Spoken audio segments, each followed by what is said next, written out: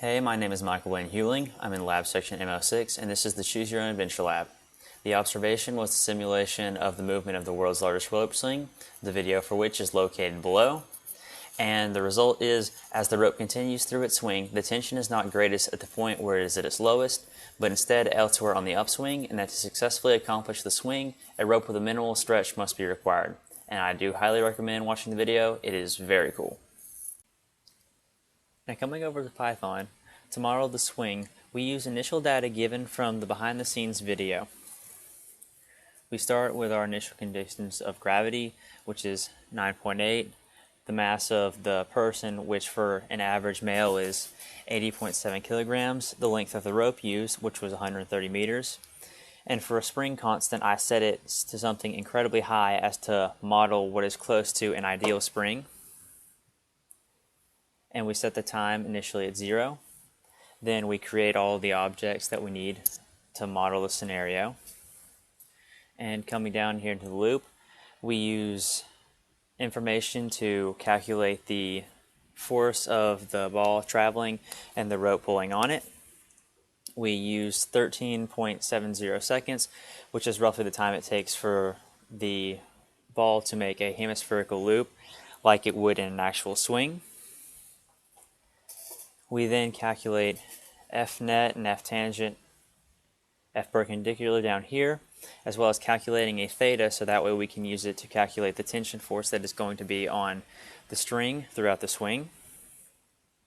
We calculate momentum right here, and then we draw force arrows and we have it print out the final data for the program. And when we run it, it should look something similar to what the model of the actual rope swing would look like. The only difference is it's a little more ideal because it doesn't account for other certain factors that you actually have in the real world situation. So when you run it, it looks something like this.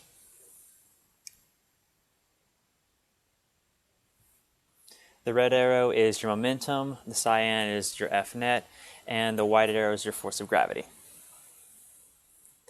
So as you can see, the jumper would have made a hemispherical swing based on the length of the rope, bringing them just above the ground, which would be fixed to the arch at the center point here. I ran the program multiple times and stopped at several points, one being a quarter of the way through, half the way through, 3/4 of the way through, and the full run through. And as you can see, the velocity at these multiple points changes, and it changes and shifts in direction as it goes from going down to being pulled up due to the force of the rope acting on it.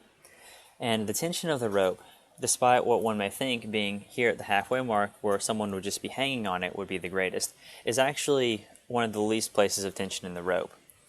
The greatest places of tension in the rope actually exist outside into the swing when the rope is trying to go up and pull the weight up against gravity. So as you can see, the number 791 here is much smaller than it is later in the upswing, where it is something along the lines of 12,000. So this shows a safety concern based on the fact that if you make the rope tension where you think it's going to be greatest at the bottom, when the person is coming in on their upswing, the rope could snap, which would be very bad for the person. So what about the stretch? In the example of this large rope swing, it is important to choose a rope with a very limited amount of stretch. It is fine to have a small amount, but in this case, a rope that stretches is very bad, because if you were to use something like they would use for a bungee jump, it would not be fun. The rope must hold a large amount of force without much change in length to allow the jumpers to swing safely over the ground without getting too close and personal with it. So coming back over to VPython here, we can show the importance of the stretchiness of the rope by simply changing the spring constant, which is going to tell how much it's going to stretch. So when we change it from something incredibly large here, that's going to give it something close to that of an ideal spring with very little stretch, to something much smaller, where to someone the mass of that is swinging in my example would stretch it down. When we run the code, we see that this lower spring constant, the rope stretches more, and as it comes down, he actually comes in contact with the ground. Now, unlike the ball in our model here, when that happens to a person, it is not going to be anywhere near as fun. So as you can see, it's very important to choose a rope with the right parameters and very little stretch. A little is okay, just so much that they don't come in contact with the ground. And a little stretch is actually better because it means the rope is less likely to just break from the tension that is being applied when it comes on the upswing. Thank you for watching the video.